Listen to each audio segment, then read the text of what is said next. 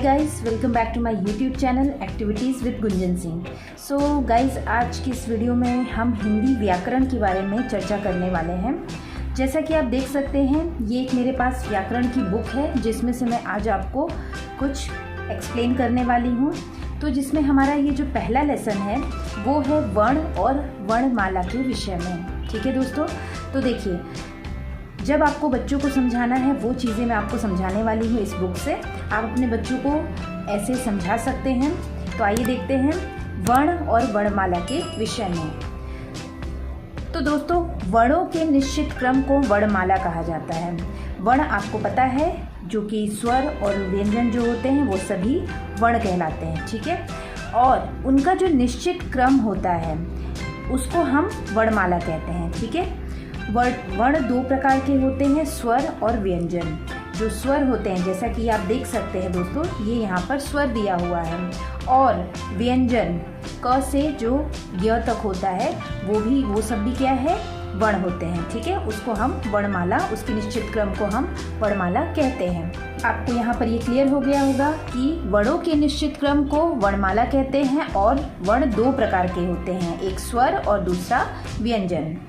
स्वर, जैसे कि स्वर हम किसे कहते हैं, अ, आ, छोटी ई, बड़ी ई, छोटा उ, बड़ा उ, री, ए, ऐ, ओ, औ, अंग, अह। और ये देखिए, ये भी है, इसको हम बोलते हैं औ। ठीक है, ये भी एक वर्ण है। तो दोस्तों, अ से लेकर के जो ये औ तक का जो ये स्वर है, अ से लेकर के ये जो औ तक है, ये सब स्वर हैं।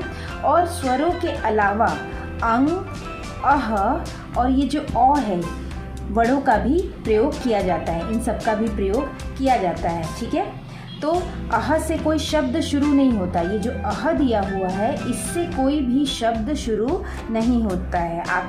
आप पूरे हिंदी में देख सकते हैं, कहीं भी आपको अह से शुरू हुआ कोई भी शब्द नहीं मिलेगा। यह शब्दों के अंत में मात्रा के रूप में ये लगता है।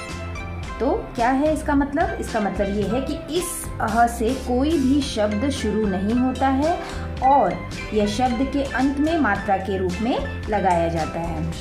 चलिए, इसको हम एक बार उदाहरण के रूप में देख लेते हैं। तो आप देख सकते हैं, जैसे कि ये किस चीज़ का चित्र है, ये चित्र है अंगूर। ठीक है, अंग आया इसमें। फिर ये देखिए, आप चित्र देख सकते हैं, प्रातः काल का है।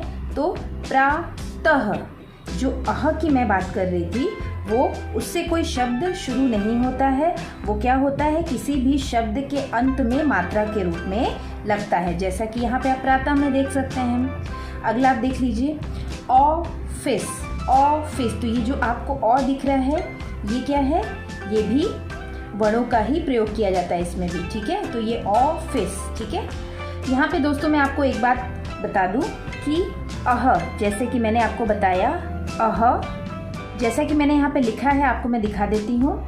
अह, ड़ और ढ, ये जो आपको दिख रहे हैं, तो इनसे कोई भी शब्द शुरू नहीं होता है।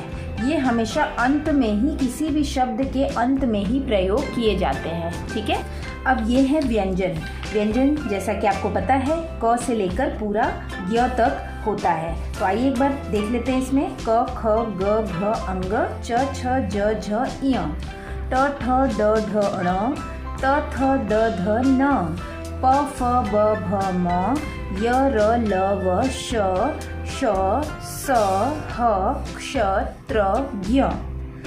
तो जैसा कि आपने देख लिया, ये सभी क्या है, व्यंजन हैं। अब इसमें आपको मैं बता दूं, ये जो ड़ है, ज है, ढ है और ये फ, ये सब क्या है, इनका प्रयोग व्यंजनों की तरह किया जाता है। इन सब का भी प्रयोग क्या किया जाता है, व्यंजनों की तरह किया जाता है। जैसे अगर मैं बात करूं लड़का, तो ड़ आया। ठीक है, कपड़ा, तो कपड़ा में भी ड़ आया। पढ़ना, पढ़ना में ये ढ़ आया। ठीक है, चढ़ना, चढ़ना में भी ये ढ़ आया। ज़मीन, ज़मीन, जो इससे शुरू होता है। ठीक है, फिर साफ, फ, तो फ में भी साफ, फ में ये वाला फ का प्रयोग किया जाता है। ठीक है, इतना आपको समझ में आ गया। और जो ये दिया है क्ष, त्र, ज्ञ, श्र, ये सब संयुक्त व्यंजन कहलाते हैं। श, त्र, ज्ञ, श्र, ये सभी क्या हैं? संयुक्त व्यंजन कहलाते हैं। तो अभी आपको ये क्लियर हो गया होगा कि वर्ण जो है, वर्णों का जो एक निश्चित क्रम होता है उसे हम वर्णमाला कहते हैं। जैसे कि आप देख सकते हैं निश्चित क्रम दिया हुआ है, उसे हम वर्णमाला कहते हैं।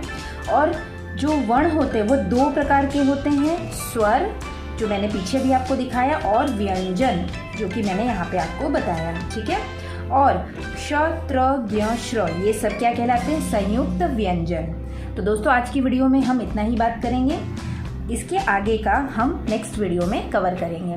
Thank you. अगर आपको मेरा वीडियो अच्छा लगा हो तो प्लीज़ इसको ज़्यादा से ज़्यादा लाइक कीजिए, शेयर कीजिए, और अगर आप मेरे चैनल पर नए हैं तो प्लीज़ मेरे चैनल को सब्सक्राइब कर लीजिए। आगे भी मैं ऐसे ही यूज़फुल वीडियो आपके लिए लाती रहूँगी। Thank you, bye bye.